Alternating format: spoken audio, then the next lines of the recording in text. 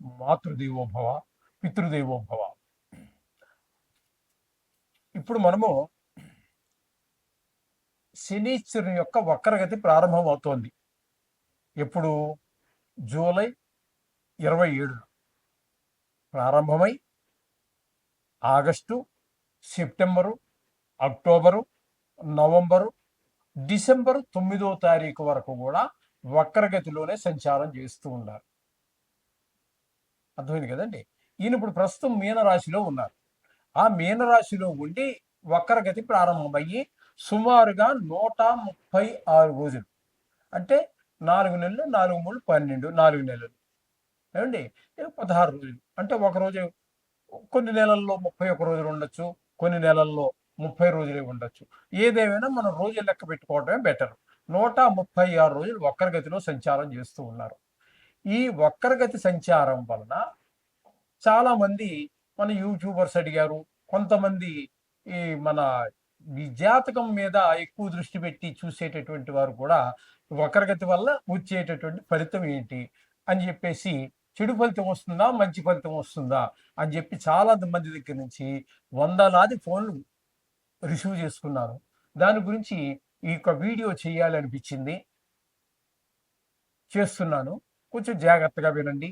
ఇది కేవలము యూట్యూబ్లో మా ఛానల్ అనుసరించే వాళ్ళు, అనుకరించే వాళ్ళే కాకుండా కొంతమంది జ్యోతిష్యులకు కూడా ఉపయోగపడవచ్చు అని నా అభిప్రాయం.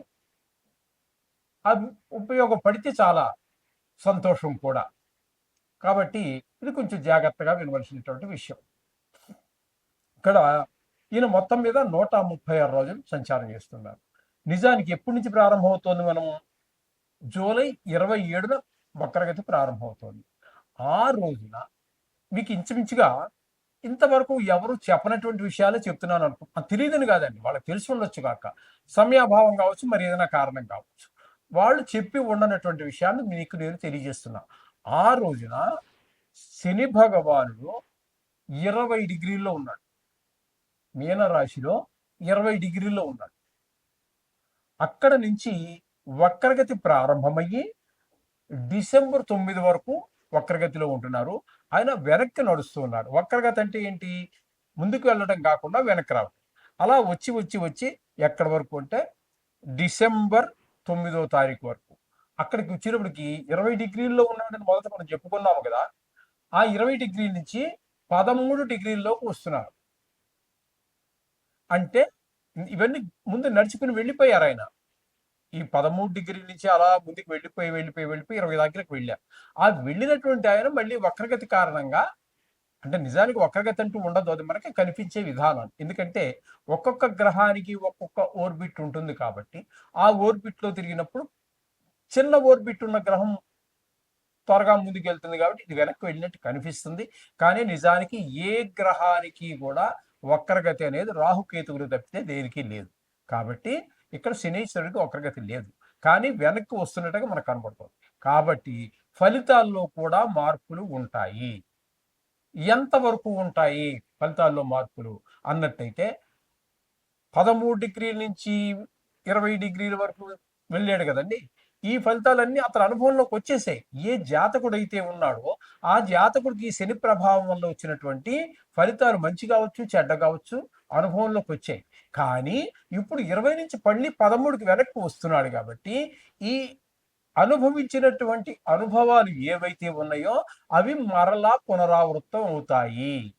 అయితే ఇక్కడ చాలా మంది, నేను యూట్యూబ్లో విన్నాను, చాలా మంది చెప్పినటువంటి విషయం ఏంటంటే, వక్రగతి ఉన్నట్టయితే వెంబటే ఇంకా ఆలోచించలేదు, వెనక రాశి యొక్క ఫలితాలను చెప్పేస్తున్నారు.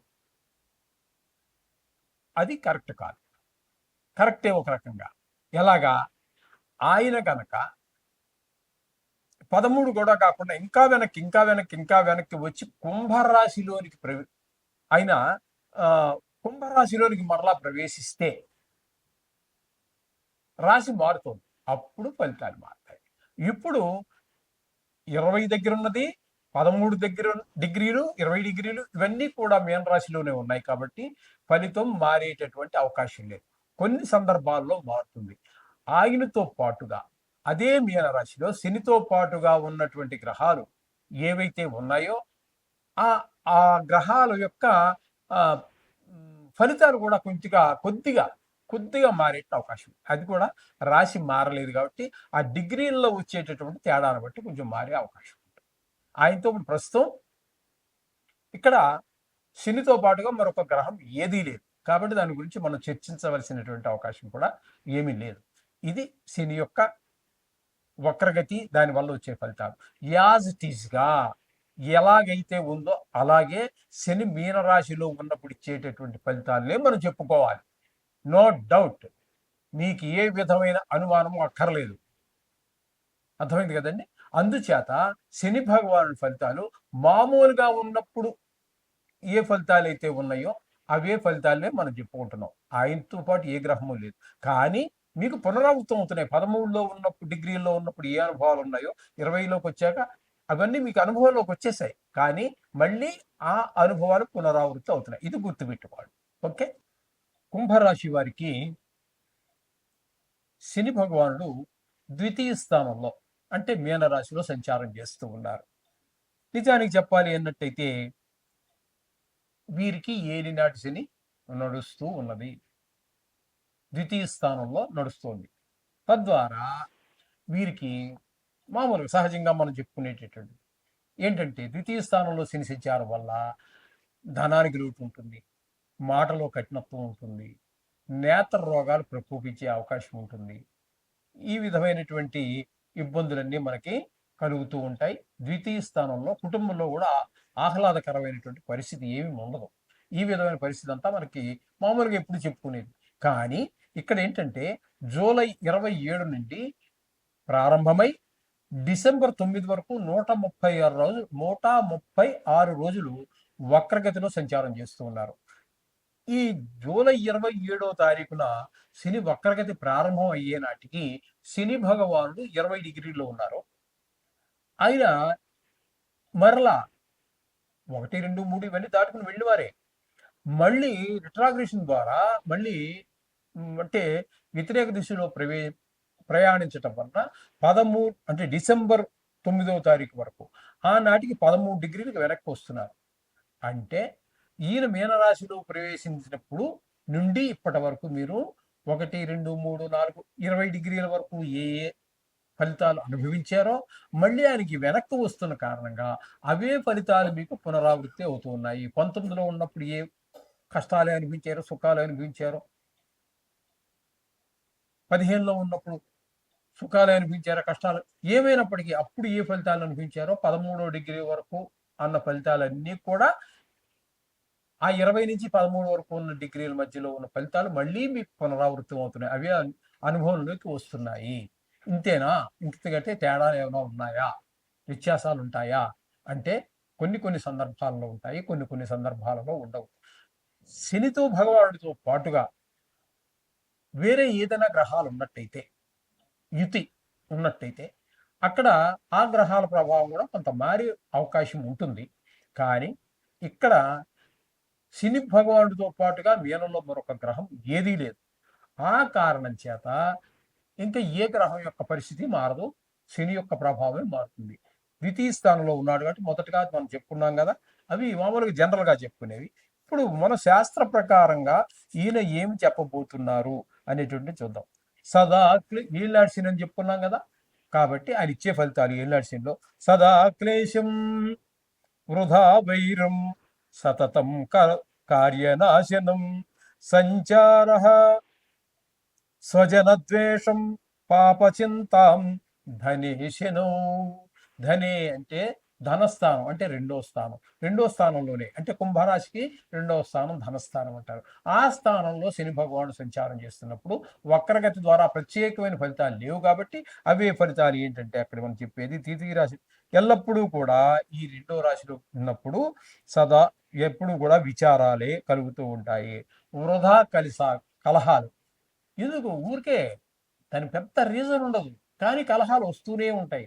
పెద్ద కారణం ఉండదు. చిన్నదానికి గొడవ పడుతూ ఉంటాం. అవతలాడైనా పడొచ్చు, మనమైనా పడొచ్చు. ఇవన్నీ మొత్తం మీద ఆ ఎఫెక్ట్ మన మీద పడుతుంది. వాటి యొక్క ప్రభావం మన మీద పడుతూ ఉంటుంది. ప్రయత్న కార్యాలన్నీ కూడా చెడిపోతాయి.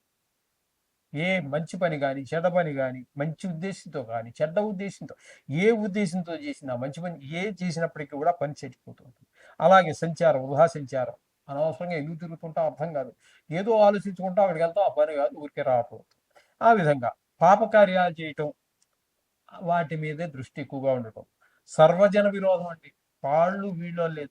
ఇంట్లో వాళ్ళు లేదు, వీధిలో వాళ్ళు లేదు, ఆఫీసులో వాళ్ళు లేదు. అందరితోటి కూడా విరోధం, విరోధం, విరోధం. కాబట్టి చాలా జాగ్రత్తగా ఉండవలసినటువంటి కాలం ఇది. కాబట్టి వీలైతే ఆర్థిక స్తోమత బాగుంటే జపశాంతులు చాలా మంచివి. లేదు, ఆర్థిక పరిస్థితి బాగలేదు. ఉన్నదేంటే ఆయన ధనస్థానంలోనే ఉన్నారు కాబట్టి ధనం వ్యయం అయిపోతూ ఉంటుంది కాబట్టి, ఆ ధనాన్ని ఈ లేకపోతే సరే, ఉండి ఎలాగా వేస్ట్ అయ్యేదే కాబట్టి, ఈ జపశాంతులు ఖర్చు పెట్టించండి. చాలా మంచిది. ఆ ప్రభావం డైరెక్ట్ అటాక్ చాలా మీకు ఆ దుష్ప్రభావాలు చాలా పెరిగిపోతాయి. ఆనందమయమైన జీవితం గడపడానికి చాలా అనుకూలమైన కాలంగా మారే అవకాశం ఉంటుంది. ఆ విధంగా చేయండి. శుభం భూయాత్. మీనరాశి వారి